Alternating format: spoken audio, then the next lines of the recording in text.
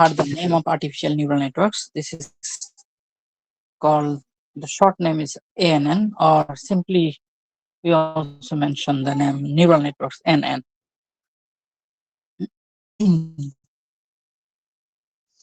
Then if you want to define the artificial neural networks, then we have to say that it's actually biological neural network inspired computational and learning model. So that means we have the human brain, and human brain, we have lots of neurons, and those neurons are connected to each other. When we make the decision, when we perceive something, when we memorize, all those neurons have some form of operations.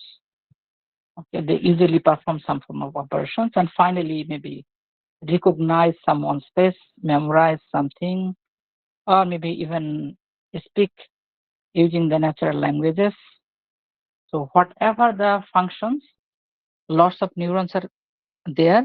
All those neurons, they have some form of connections, and after processing, usually we can be perceive something, we can say something. Okay, so that's the biological neuron network, specifically in our brain.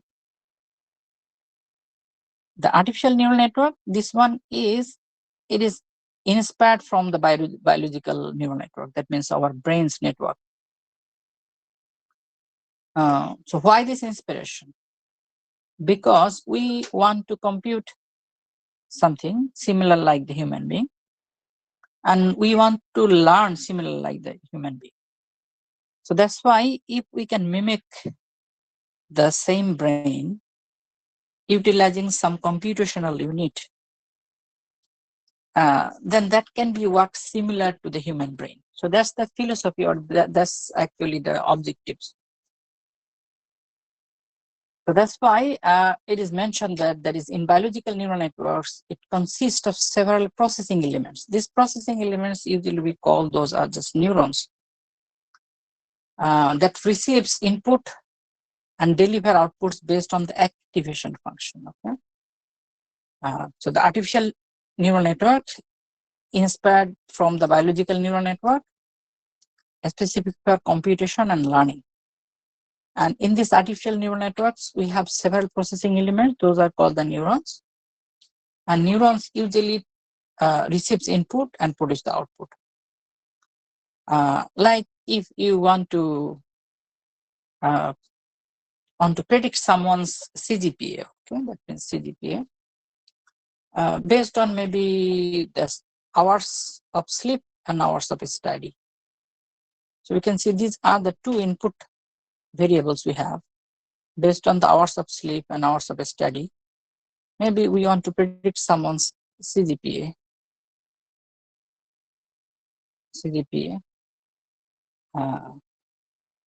Then what we have to have? We have to have the data set of, maybe you can say 1 million students, or maybe 10,000 students, data of 10,000 students.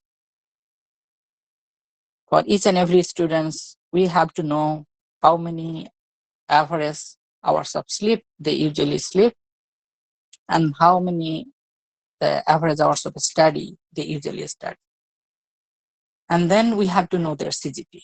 Okay, so if that kind of data set we have, then we want to maybe model this problem, that means this CGPA prediction problem, using the artificial neural networks, and then train this neural network. And then maybe after the training, if someone mentioned that, okay, a new students, and then the new students mentioned that, okay, my average hours of sleep is 7, and average hours of study is maybe the 10. Then based on this, we can predict the CGPA of this student. Okay. So now, how to form the neural networks, we have to discuss those things. Okay. So we will discuss in this lecture. The human brain, actually, we can see there are several parts of human brains, and each and every part has different functions, okay, like the motor area, responsible for controlling the voluntary muscles. Okay? Some of the muscles we have, those are voluntary. And the sensory area, this is the part of the brain for uh, sensing the temperature, sensing the pressure, sensing the pain. And frontal lobe, so this is the part of the brain, this is called the frontal lobe, and responsible for movement, problem solving, concentrating, behavior and personality, mood. Okay, so this part of the brain. That means we can see that the human brain, it has, there are several segments, and each and every segment is responsible for several functions or functionalities. Uh, each and every brain, we can see actually it has a neuron. Okay? The biological, usually we call the biological neuron. So a neuron, this is a neuron. Okay, this is a neuron. A neuron consists of a nucleus, then the cell body, then the dendrites, axon, and synapse. Okay, so this is a biological neuron.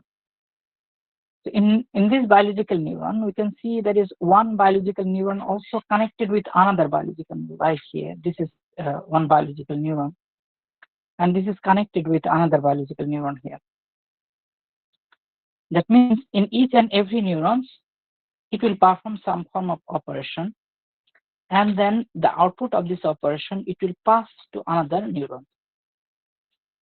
And then after taking the input from this neuron, after taking the input from this neuron, so this neuron also performs some operations, and then maybe after that it will also pass that one in another neuron. Okay, so this is the structure of our human brain, structure. Okay, and human brain consists of maybe we can say almost 10 to the power 11 neurons. This is estimation, okay, kind of estimation. And not only the neurons, we have also glial cells also. Okay, and the studies show that our brain can process the equivalent to 20 megabit per second just through the optical nerves. Okay, so that means this functionality we want to mimic through our artificial neural networks. As our biological neuron, through our biological neuron, we can utilize this one for speech recognition. We can utilize this one for facial identification, maybe the emotion recognition, image recognition, sentiment analysis, the vehicle driving, disease diagnosis. So lots of things usually we do utilizing our human brain. So similarly, we want to do the similar kind of operations or similar kind of tasks, similar kind of jobs, utilizing our artificial neural networks. Okay, so that's our purpose, or that's our goal here. Now, what are the similarity in artificial neural networks and biological neural networks? So in case of the artificial neural networks, we want to design the similar things like in biological neural networks. So in biological neural networks, we have the sensory organ like our eye. Okay, the eye, it can take input from the environment. Like in our environment, there is a cat, and I can observe that. Okay, this is kind of the object. Okay, kind of the object or kind of the animal. But after taking input from this eye, it will pass to our brain. So this is our brain. This is our brain. Then after processing this input, the brain will recognize that, oh, this one is cat. This object or this animal is a cat.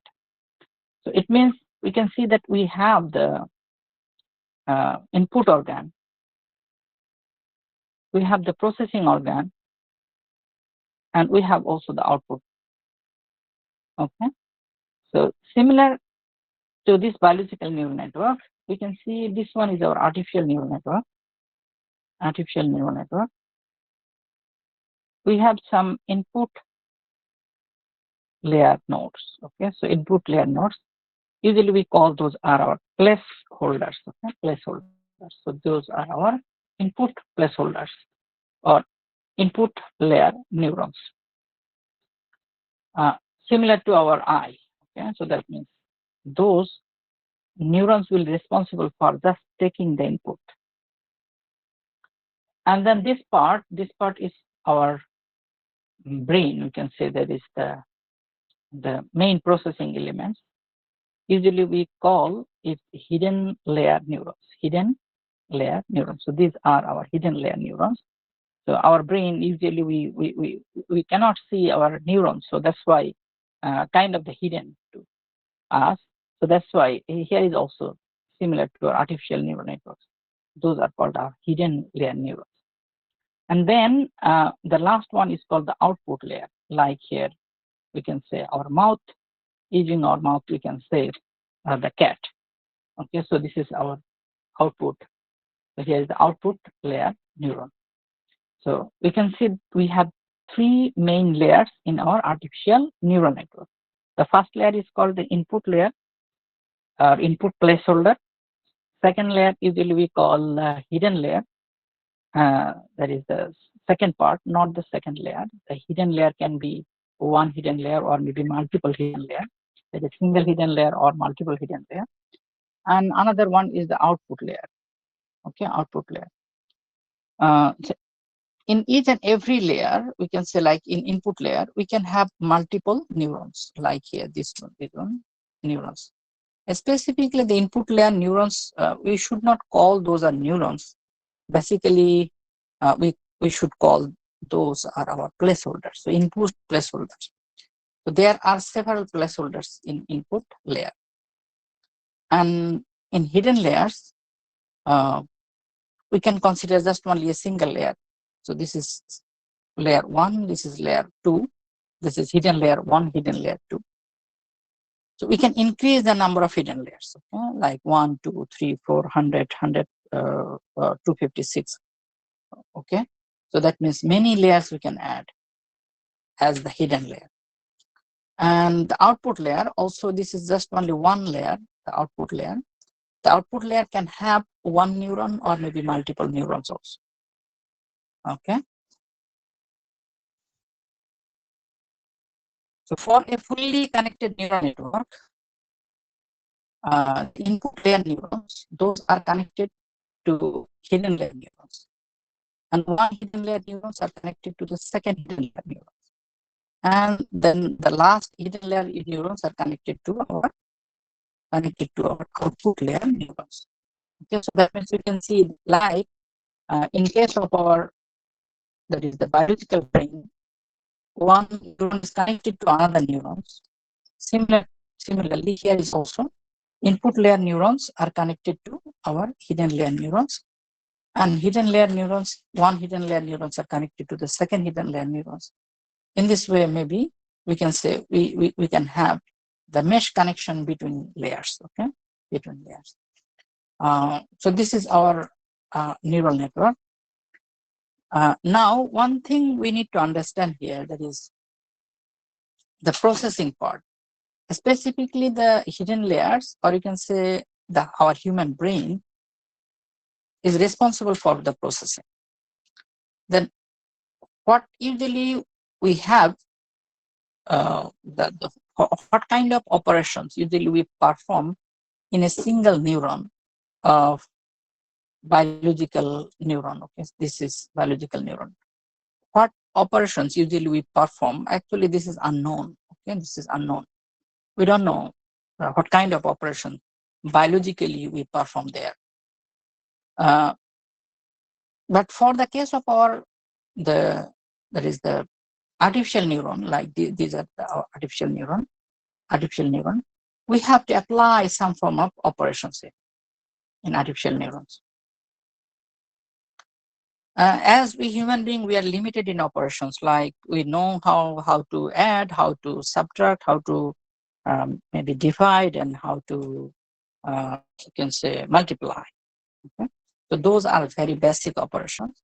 Um, so here we will also perform some basic operations like from all the inputs, we will take all the inputs, input 1, input 2, input 3. Then we will multiply each and every input with the weight. Okay, so like here is W1, W2. That means we can say those are our edge weight, edge weight. So the connection weight. Okay, so input 1 and connection weight. So that means we can see like the input 1, the I1 times the weight of 1 plus of input 2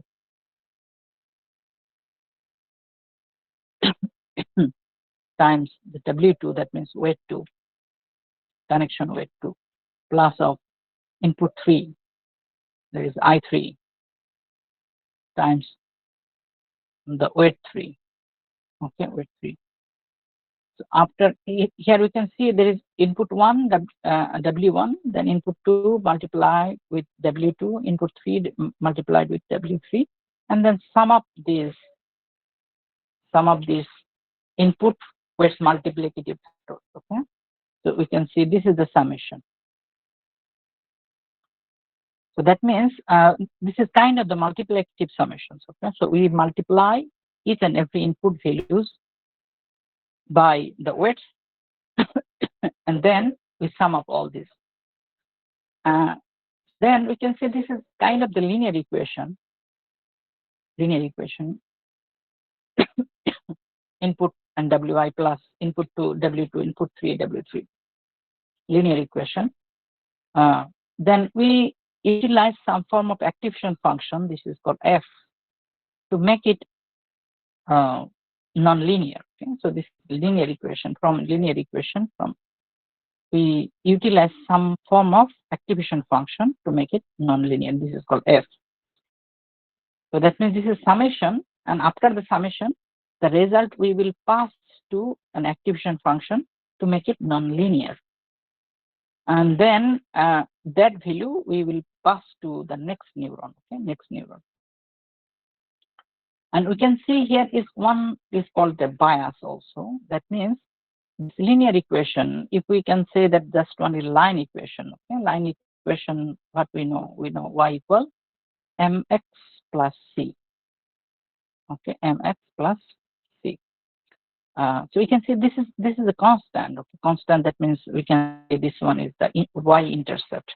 If we say that this is a line equation, even in line equation, a linear equation, we have added a constant value. This is called the c, y-intercept. Okay, intercept value. So that's why we want to add something here to like the linear equation. So I1 W1, I2 W2, I3 W3 plus B. Here B is the bias. Okay? B is our bias. So the constant value to make it a linear equation. Okay? To make it a linear equation. So like this is line equation. So that's why after that we will pass the value of this equation to f. This f is called the nonlinear activation function. So it will transfer the linear equation to a nonlinear value. Okay, so it will return the nonlinear value, and then pass that value to the next neuron. Like here, if we can say this is our neuron, then after computing this, we will pass that value to our next neuron. Like here, next neuron. Okay. So in this kind of operation we will perform in artificial neural networks. Artificial neural network. But in biological neural network, we don't know what type of computation actually is performed in our neurons, that is human neurons, human brain neurons. But we want to make similar kind of operations. But as we don't know, but we have something, we know that there is so kind of the linear equation we can form, and then make it non-linear through some activation function. okay, and then pass that value to the next neuron. So this is how the one neuron actually take the input and then process and then pass that value to output. So this is also called the perceptron. Okay, this is also called perceptron. Just only a neuron, and it will compute the value based on the input and the weight, and then make it the nonlinear, and then pass it to the next. So this is this neuron. After computation of this, we will call this one as our perceptron. So now, how to design artificial neural networks? As we have a data set, maybe we can consider a data set, and then how to form the neural network, or how to design the neural network for our problem. So let's say this is a data set, and in this data set we have so this is a classification problem. Okay? So there is, you can see we have four features, and the last layer, this one is our class levels are given. Okay, class levels are given. So that means we can say we have four independent variables and one dependent variable. So this is our target variable. What is target variable? That means this data set is called, this is iris data set. Actually, the iris is a flower, iris flower, but it has three species. Okay, three species. The first one is called setosa, second one is called versicolor, and third one is called virginica. So three types or three species. But it is very difficult to identify those species. Okay, so we can only identify based on the sepal length, sepal width, and petal width. So the different flower has different sepal length, sepal width, petal length, and petal width. So that's why I mentioned in this data set we can see we have four features: sepal length, sepal width, petal length, and petal width. And based on that, we can see that in our data set we have, like this one is setosa. So the first one, the first flower, the sample, we have collected a sample, flower sample, and measure the petal length and sepal length and petal width and sepal width. And those are the value 5.1, 3.5, and 1.4 and 0.2. And now we know that this is the setosa. Okay? Setosa. Similarly, we measure have taken another flower and measured their length, that is sepal length, sepal width, petal length, and petal width. And then we can see, we know that this flower is actually the versicolor. Okay, so similarly, maybe we can collect like 1,000 flowers, iris flowers, and then we measure their sepal length, sepal width, petal length, and petal width, and we identify, or we annote that what this flower is. The flower one is setosa, flower two is versicolor, flower three is virginica. In this way, these are the annotations. Now, what's the target? The target is maybe someone just pluck one flower, and then measure the sepal length, sepal width, petal length, and petal width, and then those value we will feed to our neural network. We will feed up to our neural network, and it will automatically identify that is which kind of flower is it. Okay, that's the target. Okay, so that means instead of the human being, that is a neural network model or a machine can recognize that is whether this species is setosa or versicolor or virginica. Okay, for this case, how can we design a neural network? To design a neural network, we need to know that we have to think about the three kinds of layers. The first one is input layer. We need to think about. The second one is hidden layer we need to think about, and third one is output layer we need to think about. Then at first, we need to think about that is how many neurons we have to add in input layer. How many neurons we have to add in input layer. So the number of neurons in input layer, it will be equivalent to the number of features in our data set. Number of features in our data set. We can see in this data set, we have 4 features. So we have to consider there is the 4 neurons in our input layer.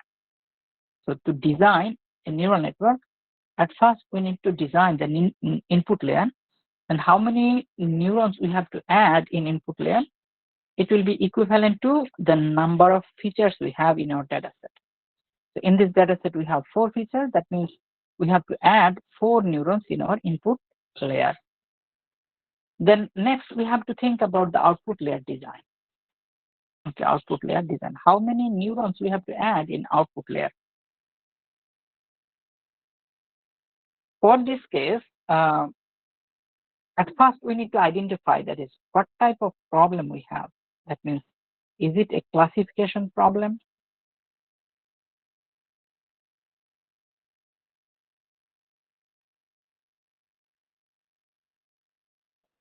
Is it a classification problem or a regression problem?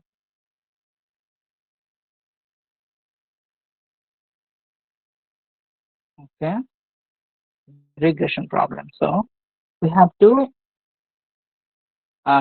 think about it. That is whether this one is a classification problem or regression problem. So I think we have already discussed about it in our last lecture also. That is the classification and regression. So for the classification problem, you will find that the target variable. So this is the target variable. Target variable. Those are the categorical variable values. Like here, Setosa, Virginica, Virgicolor. So those are categorical variable values. So categorical variable values, it means actually this one is a classification problem. Okay, classification problem. So that means we can identify that this one is classification problem. So if the target variable, this is some continuous values or some floating point numbers, then that problem is the regression problem. Okay, and now we can see this iris flower data set is a classification problem because the last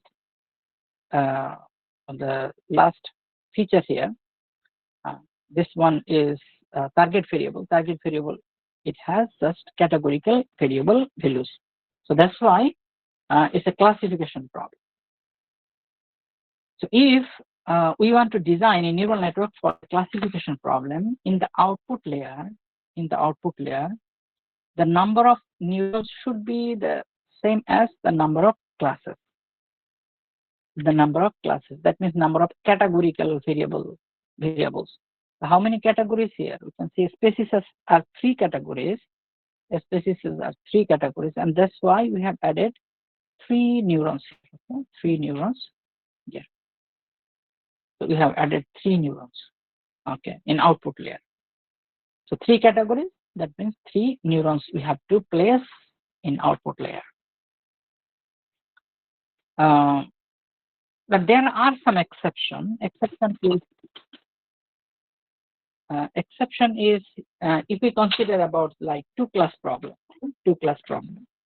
So 2-class problem that means in binary classification problem, you can either add 2 neurons in the output layer, 2 neurons, or that is you can use just only 1 neurons also.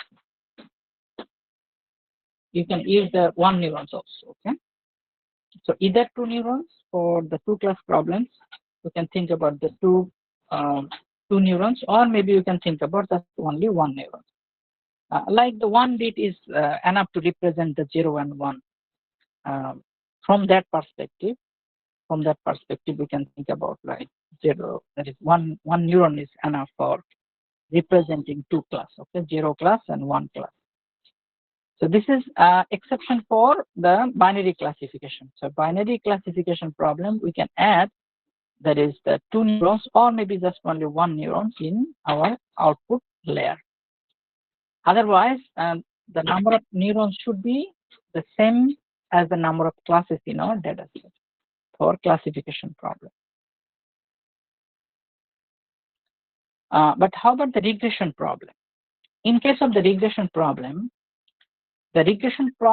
always it will return just only one numeric values, one decimal values, one continuous values. Okay, so that's why in case of our regression, usually we have to add just only one neuron in output layer. So for the regression problem, usually you will see that only one neuron in our output layer. In output layer, we will have just only one neuron. Okay. So that means we have already designed the number of neurons in input layer, and we have already designed the number of neurons in output layer. Now we have to think about the hidden layers. Okay, hidden layers. The number of layers in our hidden layer, this is very much problem specific.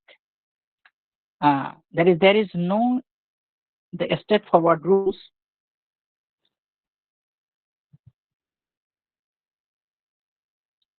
So there is no straightforward rules for designing the hidden layer. So that means the number of layers in hidden layers, this is also user defined and problem specific.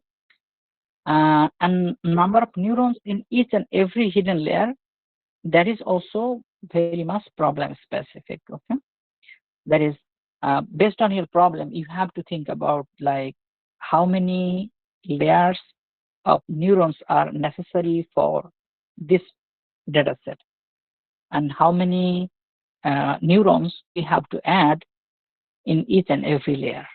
Okay, so this is user defined or problem specific. So there is no steady fast or a straightforward rule for designing the hidden layer. Okay, so that means the hidden layer. So we can design based on our that means we can send the data set, the complexity of the data set. Specifically, the number of hidden layer, if it is just one, like here, we have one hidden layer, then this is called the shallow neural network architecture. The shallow neural network architecture. So we can see just only one hidden layer. And if we have two class, so that means two or more hidden layers in a neural network, theoretically that is our deep neural network architecture. So that means if we add another hidden layer here, another hidden layer, then this one will be the deep neural network architecture. Like if we can see this one. Okay, how many hidden layers we have? 1, 2, 3, and 4. Okay, there is 4 hidden layers. Okay, 4 hidden layers. So that means this is kind of the deep neural network architecture. The deep neural network architecture, the basic deep neural network architecture, it will depend on the number of hidden layers in it. So if the number of hidden layers are greater than 1, then theoretically we can say that is our deep neural network architecture. Okay, specifically before the era of deep neural networks, that usually called the multi-layer perceptron. Okay, multi-layer perceptron. So if we have just maybe we can say 2 hidden layers here. So the same thing we can say nowadays, that is our deep neural network architecture. There are several deep neural network models, but the basic DNN, okay, the basic DNN, deep neural network, is actually, it means that the number of hidden layers are greater than 1. Okay, greater than 1. So that means it can be 2 hidden layers, it can be 3 hidden layers, theoretically, but practically the hidden, the deep neural network architecture, it has like 25 layers, 101 layers, 256 layers. Okay, So those are practical deep neural network architecture.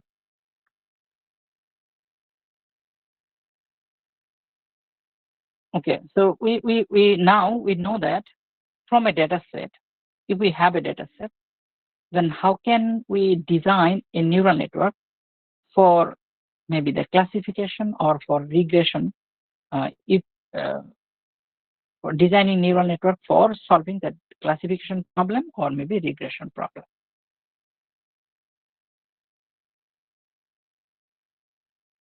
So now we have to discuss about our neural network training. Okay? Neural network training.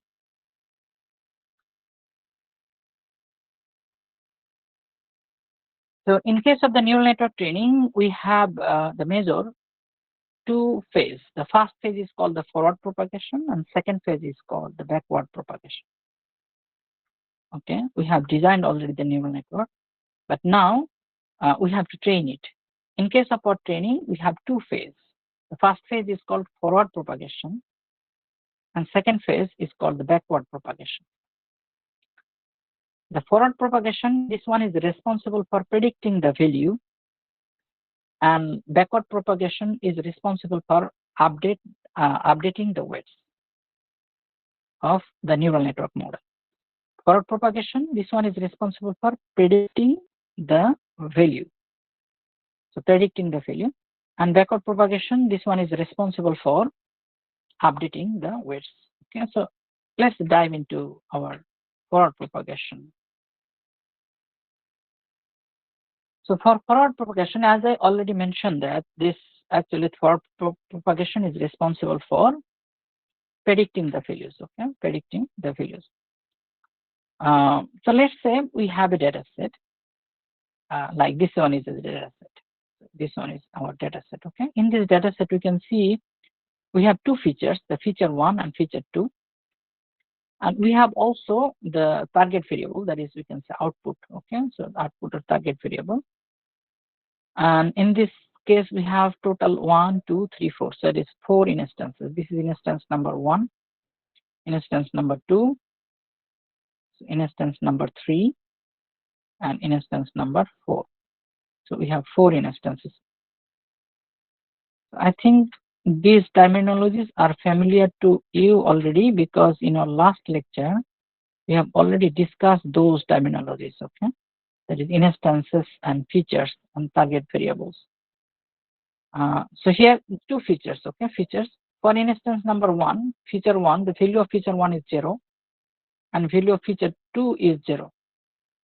And we can see the output or target variable or class level, the class level is 0.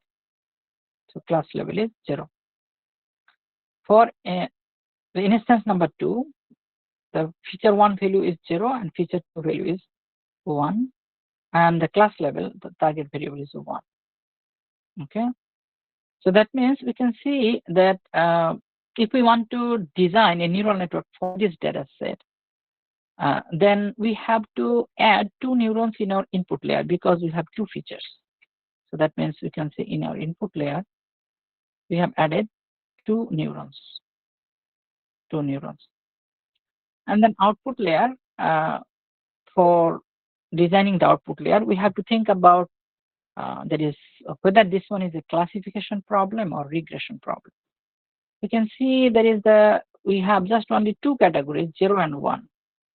Okay, 0 and 1, just 2 categories we have here, 2 categories of values, 0 and 1. The 2 categories of values, just 0 and 1, that means it is a categorical problem. So we can say this is a classification problem, but the 2 class, so it is a binary classification problem. It's a binary classification problem. So binary classification 0 and 1, that means a binary classification problem. So that means in output layer, we can add either 1 neuron or maybe 2 neurons. So we have added just only 1 neuron here. Okay, 1 neuron. So that means in our input layer, we have added 2 neurons because we have 2 features. In our output layer, we have added just 1 neurons because this is a binary classification problem. In binary classification problem, we can add either one neuron or maybe two neurons in our output layer. Now we have to think about the hidden layer. And this one is very much problem specific and also the user defined. The user can think about, okay, someone can think about, I can take maybe single hidden layer. Someone can think about, okay, I can design just two hidden layers for this neural network. And for each and every hidden layer, maybe you can say, we can consider 3 neurons or maybe 4 neurons, or maybe if the data set is complex, think about like 256 neurons or more than that, okay, or more than that. So here is simple data set. We have just only the 4 instances, okay. So it's easy to learn in this case, okay, easy to learn. So that's why in our hidden layer, we have added just only one hidden layer, okay. So this is one hidden layer. And in this hidden layer, we have added just 3 neurons, okay, 3 neurons. As I have already mentioned that someone can think about like 4 neurons, someone can think of 5 neurons, someone can think about like 2 neurons. So whatever the case, okay, you can take like 3, 4, 5, or maybe more than that, 10 neurons. Okay, so here we have just taken 3 neurons. Now each neuron of input layer must be connected to the each neuron of hidden layer. So you can see this is the connection, okay? So this is the connection between there is input neuron 1 and hidden neuron 1. And the another connection, this is another connection. Input neuron 1, hidden neuron 2. And then input neuron 1, hidden neuron 3. Similarly, input neuron 2, hidden neuron 1. Input neuron 2 and hidden neuron 2. Input neuron 2 and hidden neuron 3. Similarly, the hidden layer neurons are also connected to the output layer neurons. Okay, so this is hidden neuron 1 and output neuron. Hidden neuron 2 and output neuron. Hidden neuron 3 and output neuron. So those are the connection or edges. Okay, so this is usually we call this one is a fully connected neural network because all the connections we considered. Okay, sometimes in deep neural networks actually we also drop some of the connections. Maybe 10% connections we can drop randomly. But in case of the fully connected networks, we have to consider all the connections. And each and every connection must have some weight. Okay, so like this connection, we can consider the weight of this connection is W1, and weight of this connection is W2, weight of this connection is W3, and then this connection is W4. Here is the W5, and here is the W6. So those are the connections. Similarly, connection weights. Then H1 and there is output neuron. The connection of this edge is W7, and this is W8, and this is W9. The W9. As I already mentioned about that, that is for each neuron we have to think about some linear equation. The basic linear equation is y equal mx plus c. Okay, mx plus c. Mx plus c.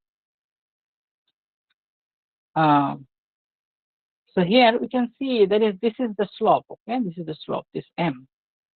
Specifically, we can say that instead of m, so this variable is m instead of m, we can write this one as the w y equal this w x plus c something. Okay, so this w are the weights. So here this is weight w1, w2, w2, w3 like this. Okay, so that means this weight is actually the coefficient of x. Okay, coefficient of x. So that's our m, kind of the m. Each w are kind of the m we have. So now think about our forward propagation. So forward propagation, that means some kind of processing in each and every neurons. Okay, in each and every neurons. So what kind of processing usually we consider in each and every neurons? As we have already discussed here for this neuron, we can see it will consider each and every input, and then input it will multiply with the weight of the edge, and then sum up for all the inputs and weights. And after that, it will be just a linear equation. That linear equation it will pass to a f, that is the activation function, to make it non-linear. The non-linear value it will pass to the next neuron. Okay, so that philosophy actually we will apply here in forward propagation. Okay, so now at first we need to find out that is what will be the value of h1. What will be the value of h1? So h1 it will take the input from this input neurons. Okay, input layer neurons. Input layer neurons. So consider that this one is x1. So this one is x1, and this one is our x2. Okay, x2. So input x1 and input x2. So that means this is x1 is our in1, input 1. x2 is our in2, input 2. So h1, what will be the value of h1? The value of h1 will be for each input, that is the one input is x1, so here is x1. And then weight of the edge is w1 plus the another input we can see in this hidden neuron. Another input is this one. Okay, another input. This is x2. So here is the x2, and then the weight of this edge. So the weight of this edge is w4. Okay, so here is the w4. So that means the h1 will be the x1 w1 plus x2 w4, and that's what it is written. x1 w1, x2 w4. And how about the h2? The h2 will be the x1 w2. So this is x1. The input is x1, and then w2. So x1 w2 plus, so h2 we can see x1 w2 plus x2 w5. Okay, x2 w5. x2 w5. Similarly for h3, it will be x1 w3 plus x2 w6. Okay, x2 w6. So this will be our h3. So h3, the value of h3. Now we can see we have the result of the summation. Okay, the result of the summation in h1, h2, and h3. For each and every value, we have to pass to a activation function to make it nonlinear. So there are several activation functions, and sigmoid is one of the activation functions. The sigmoid, okay, sigmoid is one of the activation function to make the linear value into nonlinear equivalent. So the sigmoid, okay, so this is the structure of the sigmoid. So that means that whatever the value of our linear equation, we will pass that value to a sigmoid function, and then it will convert this one as our non-linear value. So this is non-linear, okay? Curvature is there. Curve is there, not like the straight line. So that means the curve is there. So it will make this straight line to some form of curves. So that is the non-linearity. So that means if we consider that we have the h1, the value of h1, then what we have to do, we have to pass this value to the sigmoid function. Sigmoid is the sigmoid. The function is usually we call it the sigma, and then we have to pass the value h1. Okay, so pass the value h1. Then what will be the sigmoid? The equation of the sigmoid is 1 by 1 plus e to the power negative of h1. Okay, so that means if we pass the value of h1 here, then it will convert that value equivalent to this equation. Okay, this equation, that means 1 by 1 plus e to the power h1.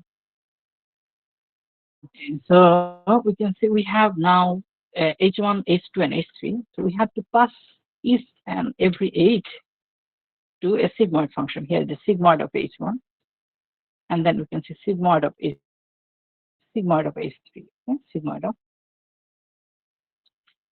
So that is the sigmoid of H1, sigmoid of H2, and sigmoid. So that means this H1, those values we have to pass through a nonlinear function. This is called the sigmoid. So that is so we will get the sigmoid of H1 here. And then we will get the sigmoid H2 from here, from hidden neuron 2. And we will get the sigmoid of H3 from hidden neuron 3. So H3 from hidden neuron 3. Okay? So we have all those sigmoid values. Now, what we have to do, that is the value of this output layer neuron. So we will have the similar kind of operations. That means the input times the edge weight, and then sum up for all. So now we can see the input for this output unit or output layer neuron is, for this one, it is sigmoid of H1. That means it will be sigmoid of H1. This is input times the weight. The weight is W7 plus of sigmoid of H2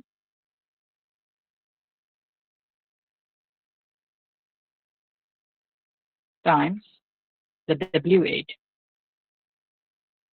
and then plus the sigmoid of H3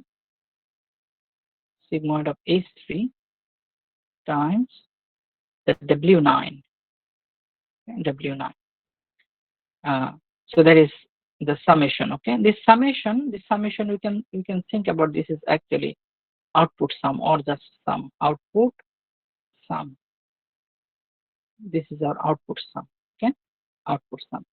But again, we can see we have two kind of operations we need to perform in each and every neurons. One is linear. So linear sum is like the output sum. Now we have to make it nonlinear through activation functions. So again, we can utilize the sigmoid. Okay, sigmoid. So that means so now we have to apply the sigmoid of our output sum, output unit sum. So this one will be the value of the output units. So you can say this one is our predicted results, the predicted value, predicted value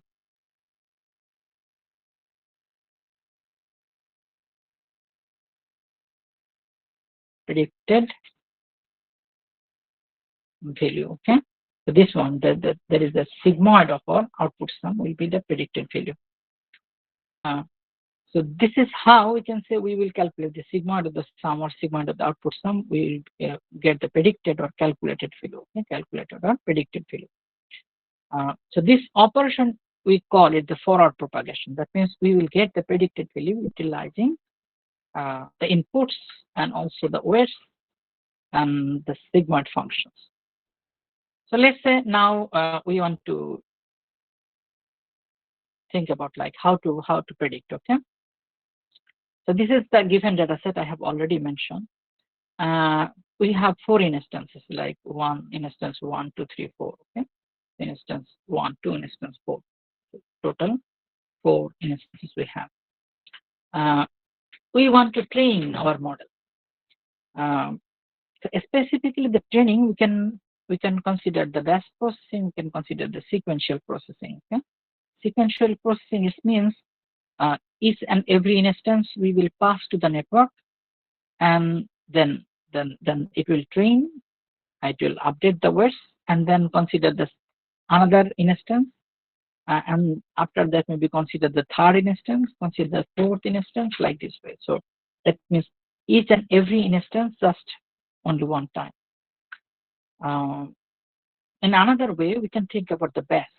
Okay, that means we can consider like instance 1 and instance 2 can form a batch, and then process this one together to this model. And maybe instance 3 and 4, we can form a batch and then process this one together here. Okay? So this is called the batch processing.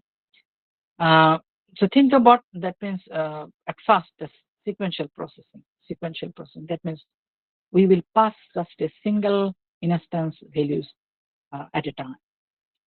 So let's say the instance 4, we just passed here the instance 4. So instance 4, we can see we have two features.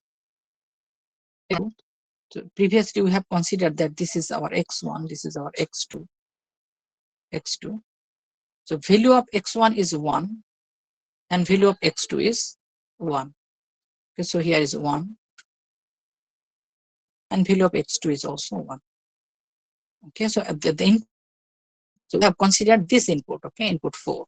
We can consider any other inputs also. Okay? So let's say the input is 1 and 1. And then this is our neural network model. So we have to consider the W1, W2, W3, W4. Okay, so those are our weights. As I already mentioned, that those W means those are our M, that is the slope kind of, just a linear line equation. So initially, what we have to do, we will just assign the values of the W randomly. Okay, so that is here is that random have generated, and those are just random generation. Okay, random number we have generated. Like this one is W1 is our 0.8, and this one is our W2. The value of the W2 is 0.4. In this way, this one is our W3. The value of W3 it is 0.3, and W4 it is 0.2. W5 is 0.9. And W6 is 0.5, and then W7 is 0.3, and W8 is 0.5, and W9 is 0.9. Okay, so those are the values we can consider just randomly. Okay, randomly. Specifically, to draw a line, we have to know the slope. Okay, we have to know the slope. We have to know the slope to draw a line. We have to know the slope. So the value of the slope, maybe you can consider like 0.0.45. So this is the value of the slope. So that's the similar thing here. That means the W, we have to know the actual value of W, but we have to initialize those values just randomly. So here we have just initialized each and every edge, the values of each and every edge just randomly. Okay, so random initialization. Now what we have to do, we have to find out the value of H1, value of H2, and value of H3. Okay, value of H1, H2, and H3. We know already the equation for that. The H1 is previously we have that is it is x1 w1 plus x2 w4. Okay, w4. So if we put the value here, x1 is what? X1 is 1, and then w1 is what? W1 is 0.8, and then plus of x2 is what? X2 is 1, and w4 is what? W4 is 0.2. Okay, 0.2. It means if we do the math here, the 0.8 here, the 0.2, that means 1.0. So that means H1 is our 1.0. H1 is our 1.0. Similarly, we can determine the H2 also. Okay, H2 also. H2 is what? H2 is X1, H2. Okay, so X1 W2. Then this is H2. Okay, so X2 and W5. X2 and W5. So X1 is 1. And then W2 is 0.4. 0.4 plus H2 is also 1 times W5. So W5 is 0.9, 0.9. And then it will be 1.3, okay, 1.3, 1.3. So that means H2 will be 1.3, 1.3, okay, 1.3. Similarly, we can find out the value of H3 also, okay, H3 also. Like here, you will get the H3 is 0.8.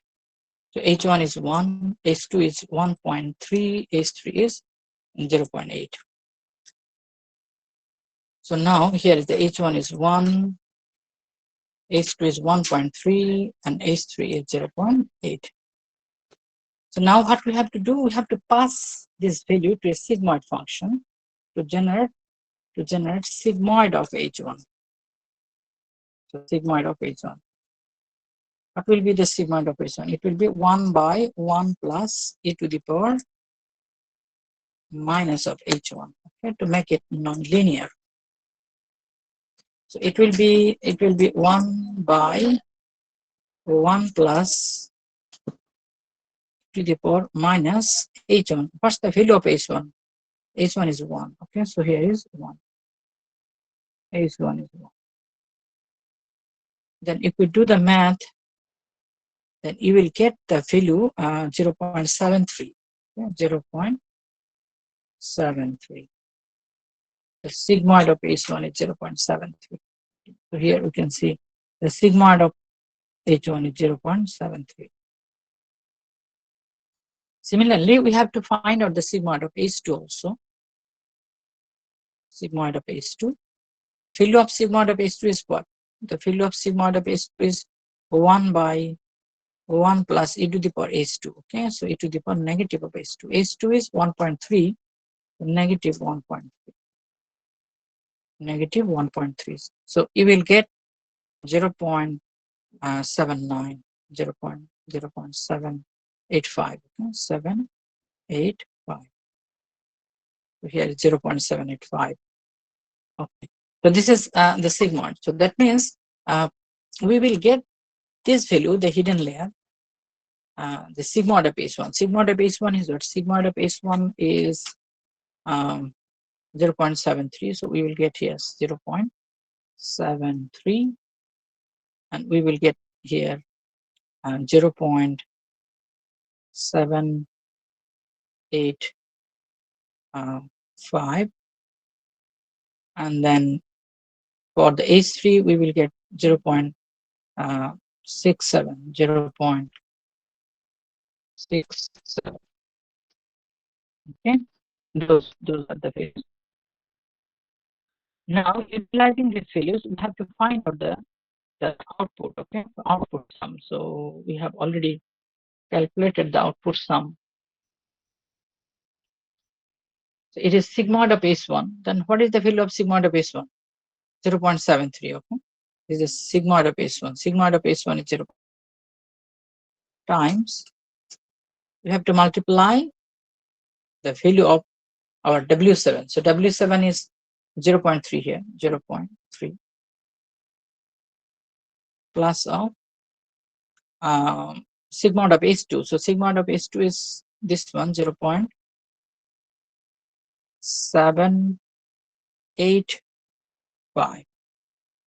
785 times the weight. Okay, the weight we can see here 0.5, 0.5 plus 0.67, that is sigmoid of H3. So 0.67 times W9. So here is 0.9. Okay, 0.9. So what will be the value now? The output sum. Okay, if we do the math, then we will get the output sum here. You can see the output sum will be 1.235. So here we will get 1.235. This one will be our output sum. So that means the value here. You will get the value here at 1.235. Now what we have to do, we have to pass this value to a activation function, that is sigmoid function. So that means we have to find out the sigmoid of 1.235. So sigmoid of 1.235. And what will be that one will be our predicted value. Okay. So we can see there is the sigmoid of 1 to 235 is 0.774. Okay. So 774. So that is our predicted value. So our predicted value will be 0.774. So this one will be the predicted value. That means if the input is 1, 1, then this network, this neural network, it will predict the value 0.774, 0.774. But we can see that this is our data set of training, okay, data set for training. So if input is 1, 1, then we expect the output 0. So the expected output is 0. But we can see we got 0.774, 0.77, okay. So that means this is just only the forward propagation of our first iteration, okay, first iteration. So in our first iteration, we can see there is if the input is 1, 1, and we have just randomly assigned weight, we can consider just randomly assigned weight, we can consider. Then our output is 0.77, okay. But our target, or you can say our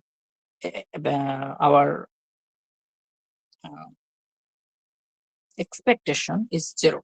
The expectation is 0. So the expectation is 0, but we got 0.7. So that means we have the error here. Okay, we have the error. If the input is 1, 1, then the output must be 0. But we can see that it is 0.77. That means this network is not perfectly learned at this stage, because initially we just assign those weights, okay, assign those weights randomly. So we need to update those weights. We need to update those weights, because we cannot change our input. Input must be the same. So we cannot change the input. So, but what we can do, we can update the weights. Only we can update the weights.